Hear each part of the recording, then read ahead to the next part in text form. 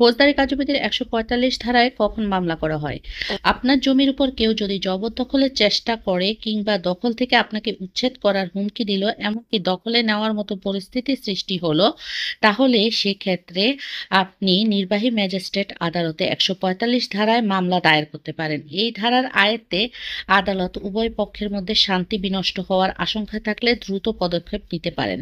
১৪৫ ধারার আদেশ কি জমির মালিকানা নির্ধারণ করে?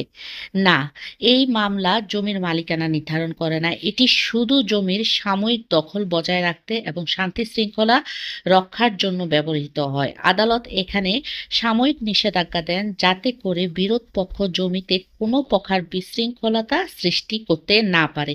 মালিকানা নির্ধারণের জন্য অবশ্যই আপনাকে দেওয়ানি আদালতে আশ্রয় নিতে হবে।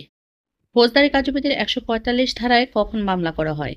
আপনার জমির উপর কেউ যদি জবরদখলের চেষ্টা করে কিংবা দখল থেকে আপনাকে উচ্ছেদ করার হুমকি দিল, এমনকি দখলে নেওয়ার মতো পরিস্থিতির সৃষ্টি হলো, তাহলে সেক্ষেত্রে আপনি নির্বাহী ম্যাজিস্ট্রেট আদালতে ১৪৫ ধারায় মামলা দায়ের করতে পারেন। এই ধারার আয়ত্তে আদালত উভয় পক্ষের মধ্যে শান্তি বিনষ্ট হওয়ার আশঙ্কা থাকলে দ্রুত পদক্ষেপ নিতে পারেন। ১৪৫ ধারার আদেশ কি জমির মালিকানা নির্ধারণ করে?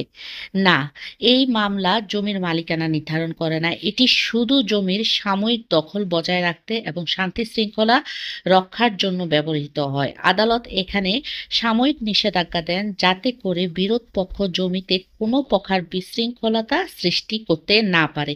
মালিকানা নির্ধারণের জন্য অবশ্যই আপনাকে দেওয়ানি আদালতে আশ্রয় নিতে হবে।